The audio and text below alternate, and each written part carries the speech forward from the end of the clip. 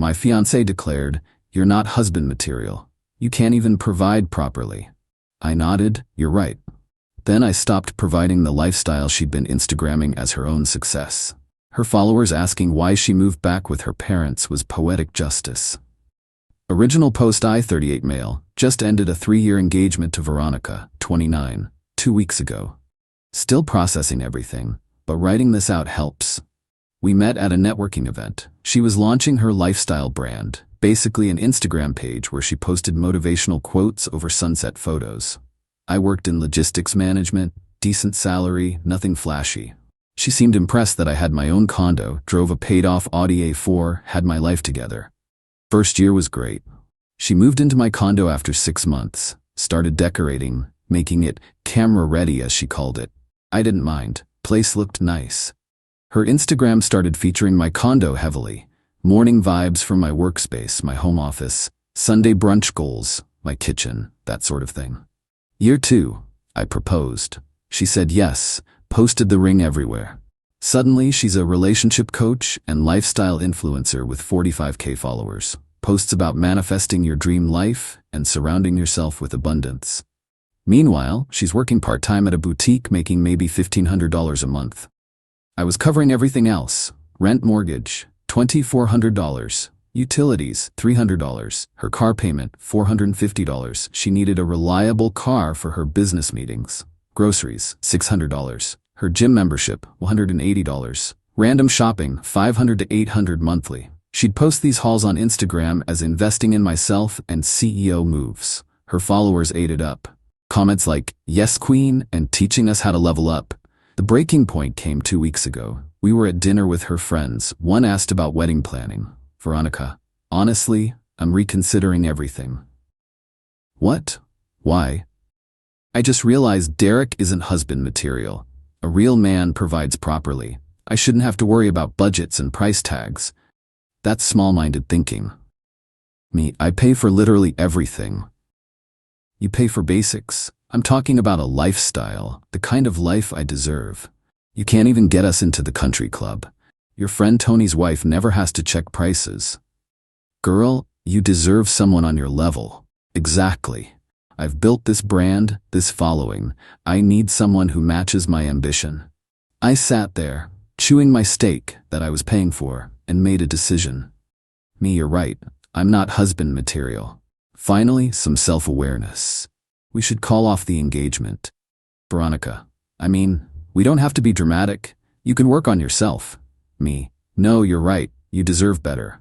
She looked confused but pleased, probably thinking she'd won some kind of power play. Her friends high-fived her. Know your worth. That was Thursday night. Friday morning, while she was at her boutique job, I started making changes. Update 1. The Dismantling Friday was productive. Since everything was in my name, because her credit was trash from her entrepreneur phase before we met, this was surprisingly simple. Her car, called the dealership. I'd been making payments on her BMW X3 for 18 months. Lease was in my name, arranged to return it Monday. Early termination fee? Worth it. Credit cards, she had 2 supplementary cards on my accounts. Canceled both. She'd been charging $800 to $1,200 monthly on business expenses. Coffee, lunches, clothes. Streaming services, Netflix, Hulu, HBO, Disney+, her Spotify Premium, all on my accounts. Password changed on everything. Gym membership, canceled. That fancy place with the juice bar and sauna? Yeah, no more. Phone, she was on my plan. Didn't cut it off immediately, I'm not cruel, but scheduled it to transfer to her own account in 7 days. Then came the Instagram intervention. See, half her content was shot in my condo. The aesthetic minimalist kitchen, the balcony with the city view, the home office she used as her CEO headquarters, all mine. I didn't do anything petty like change the locks immediately. Instead, I sent her a text. Me, since we're ending our engagement, we need to discuss living arrangements. You have 30 days to find a new place. I'll help you move. What? You can't just kick me out. It's my condo. You're not on the lease or mortgage. I've been paying rent. No, you've been buying groceries occasionally. That's not rent. Where am I supposed to go? You're a successful lifestyle influencer. Figure it out. She came home raging, full meltdown mode. You can't do this. I have a business, a brand, my followers. Your followers think you're a successful entrepreneur. Time to show them. This is financial abuse. No, that would be lying about owning things you don't own, like you've been doing. I never said I owned this place. Your bio literally says CEO living in my dream home. That's manifestation language. Me cool. Manifest a new apartment. She tried tears next. Then threats about exposing me to her followers. Then bargaining. Maybe we could work it out. She didn't mean what she said. Me, you said I'm not husband material. You were right. I'm not your husband material. That weekend, she started the damage control. Posted vague stuff about going through transitions and sometimes growth means letting go. Her followers were supportive but confused. The aesthetic content stopped abruptly. Hard to shoot morning routines when you're crashing on your friend's couch. Monday came. The BMW got towed while she was inside grabbing coffee. She called me screaming, "Veronica, my car is being stolen." Me, "No, my lease is being returned." How am I supposed to get to work? Me, "The bus exists." Very humbling, I hear. Update 2. The unraveling week 2 was when things got interesting. Veronica's whole image started cracking. First, she tried to maintain the facade, posted old photos with captions about Monday motivation and CEO mindset. But followers started noticing. Same outfits appearing. Same backgrounds. One sharp-eyed follower commented, "Girl, is this photo from 3 months ago? You wore that dress to the launch party in April." She deleted the comment, but more kept coming. Then her friend Natalie, the one who'd been cheering her on at dinner, let her move in, temporarily. Natalie had a studio apartment, not exactly Instagram-worthy. Veronica tried shooting content there, but the beige walls and visible air mattress didn't match her luxury lifestyle brand. She started posting more quotes, less lifestyle content. Followers noticed. "Where's the morning routine videos? Miss your home tours. Your space was goals. Why no more content from there?" She tried deflecting with word salads about focusing on mindset over materialism, but her engagement tanked. Turns out people followed her for the aspirational lifestyle, not recycled Pinterest quotes. Then came the attempt to monetize desperately. She launched a coaching program, $497 for a 6-week course on manifesting your dream life. The sales page was comedy gold. Screenshots of her old lifestyle, my condo, testimonials from friends, obvious fakes, and promises to teach what she'd learned building her empire. 3 people bought it. 2 requested refunds within 24 hours. Meanwhile, I was getting texts from her mom, Patricia. "Patricia, Derek? What happened? Veronica says you threw her out?" Me, "She ended our engagement. I gave her 30 days notice. But where will she live? She's 29, has a job, has 45K followers, she'll figure it out." You know she can't afford her lifestyle. Exactly, her lifestyle, not mine. After 3 years, you owe her something. Me, I owed her honesty and respect. She got both. She decided I wasn't enough. Then Veronica made a tactical error. She posted a GoFundMe. Title, "Helping a Female Entrepreneur Rebuild After Emotional Abuse." The description claimed I'd financially controlled and manipulated her, sabotaged her business, and left her homeless as punishment for success. She raised $230, mostly from her mom and aunt. But the comments? Oh, the comments. See, some of her followers had been following long enough to piece things together. One wrote a whole essay. "Wait, I'm confused. You posted about manifesting abundance and being a CEO, but now you're saying your ex controlled everything? Which is it? Were you successful or were you dependent? This doesn't add up." Another, "Girl, you literally posted last month about how real queens don't need a man's money. What happened?" The GoFundMe got taken down after someone reported it for fraud. Update 3. The Reckoning Week 3 brought peak desperation. Veronica had to move again. Natalie was done after Veronica complained about the apartment being beneath her brand once too often. She moved back with her parents. In the suburbs, an hour from the city, her Instagram imploded. She tried spinning it as taking time to reconnect with family, but posting from her childhood bedroom with the same unicorn wallpaper visible was rough. Followers started unfollowing en masse. Comments got brutal. "So you were never really a CEO?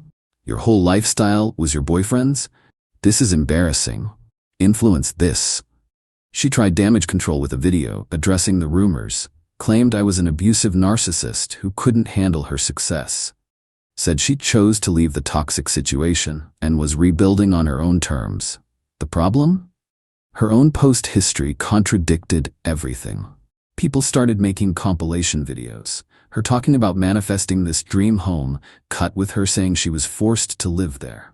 Her CEO morning routine videos cut with her claiming I controlled her financially. TikTok had a field day. She became a meme. Tell me you're a fake influencer without telling me videos using her content. Brutal. Then came the employment crisis. The boutique restructured, fired her. Turns out spending your shift taking selfies and complaining about your ex isn't great for business. She applied for marketing roles using her 45K followers as experience. Except she was down to 28K and dropping. One company actually called me. I was listed as a reference from her CEO period. HR. Can you verify Veronica's role as CEO of Veronica Vibes LLC? Me. I've never heard of that company. She listed you as her CFO?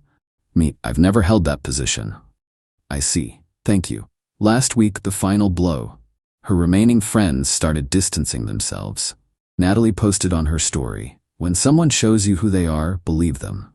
Some people will drain you dry and call it love. Everyone knew who she meant. Veronica tried reaching out one more time. Long text about how we could rebuild. How she'd grown from this experience. How she realized what really mattered. I thought you needed someone who could provide properly. I was wrong. I was caught up in the image. Me. You were caught up in lying to thousands of people daily. I was building a brand. You were building a lie using my money. Can we at least talk? No, I'm not husband material, remember? Update 4. The aftermath. It's been 2 months now. Here's where everyone landed. Veronica, down to 12K followers and dropping. Rebranded as a life coach teaching authentic living, the irony. Posts motivational quotes from her parents' house. Working at a call center. Her mom Patricia called me last week saying Veronica was depressed and maybe I could help her get back on her feet. I said no.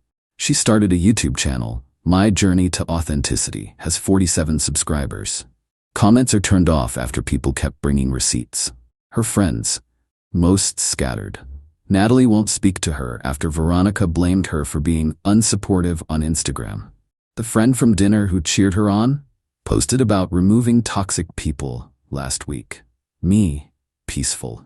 Condo's mine again. Redecorated without the ring lights and photo backdrops. Dating a woman named Allison who has her own job, own apartment, own car. She thinks the whole story is hilarious and occasionally reads me the desperate DMs Veronica sends her friends that get screenshotted in group chats. The best part? Last week someone made a TikTok documentary, The Rise and Fall of Veronica Vibes, a fake influencer story. It went viral.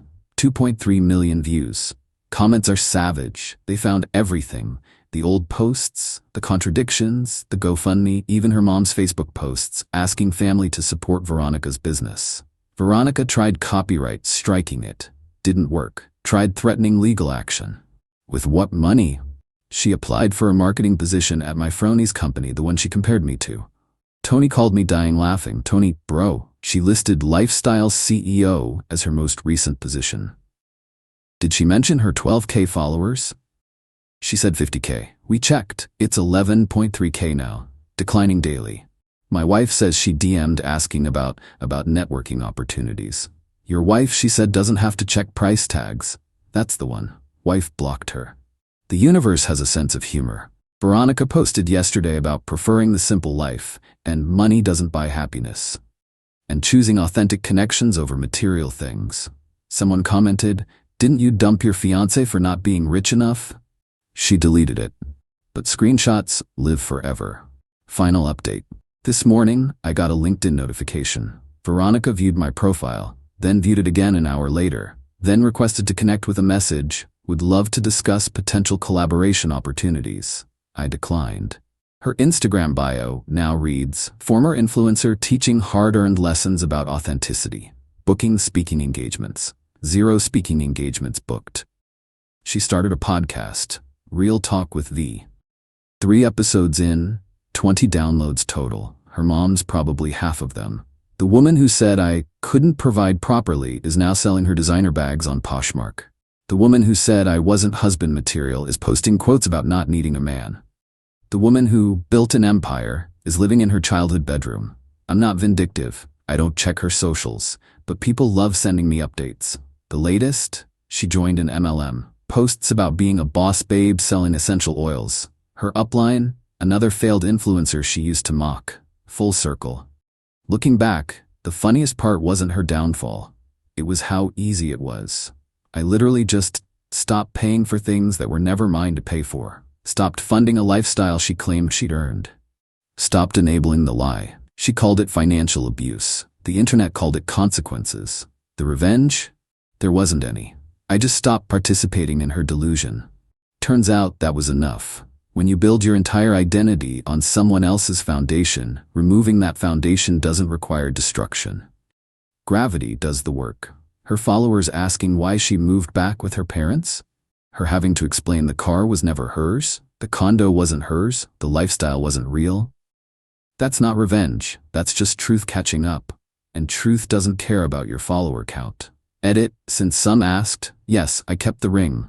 Sold it, used the money for a vacation to Costa Rica. Posted one photo, caption, simplicity. No hashtags. Veronica watched my story from her friend's account. I know because the friend accidentally liked the photo, then unliked it. Then Veronica subtweeted about people who revenge travel from her parents' house. With 9.8K followers now, still declining.